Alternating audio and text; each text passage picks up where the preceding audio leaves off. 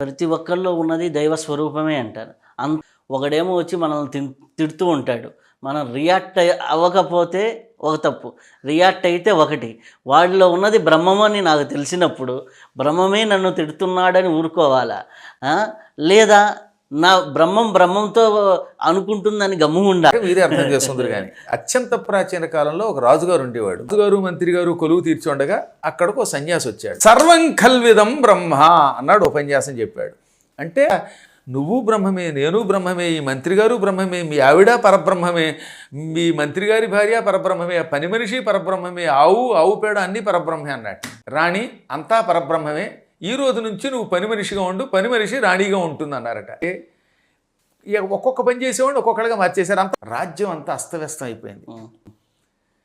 ఈ రాణి గారికి మతిపోయింది.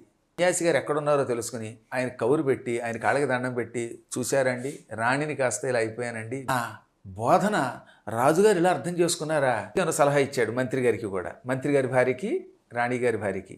రాజుగారు భోజనాన్ని కూర్చున్నాడు. అందుకని మహారాజా భోజనం చేయండి అంది. బంగారపు కంచం ఏదనగా అంతా పరబ్రహ్మమే, బంగారపు కంచము పరబ్రహ్మమే, ఈ నేల పరబ్రహ్మమే, కాబట్టి నేల మీద భోజనం చేయండి అంది. బ్రహ్మం అనుకుని వడ్డించన్నట్ట. ఇంత పేడ పట్టుకొచ్చేసింది ఆవిడ. బ్రహ్మమే, పేడయు పరబ్రహ్మమే, తినండి పేడ అంది. పరబ్రహ్మం అనుకోవడానికి బాగుంది కానీ పేడ తినలేకపోయాడు ఆయన పాపం. ఆ సభకి బయలుదేరాడు. మంత్రి గారికి కూడా ఇదే అనుభవం అయింది. మంత్రి గారికి మతిపోయింది. పిచ్చెక్కింది, అందరూ తప్పుకోండి అన్నట్ట. అందరూ హడిలు పారిపోతుంటే మంత్రి గారు నేను నువ్వు బ్రహ్మమే, ఏనుగు బ్రహ్మమే అని ఏనుగుకి ఎదురుగుండా వెళ్ళారు. దగ్గరికి వెళ్ళగానే ఏనుగు తొండంతో ఒక్కడి కొట్టింది. మంత్రి గారు కిలోమీటర్ దూరంలో పడ్డాడు. ఈ ఎడం చెయ్యి విరిగింది. బుధానికి కట్టు కట్టారు.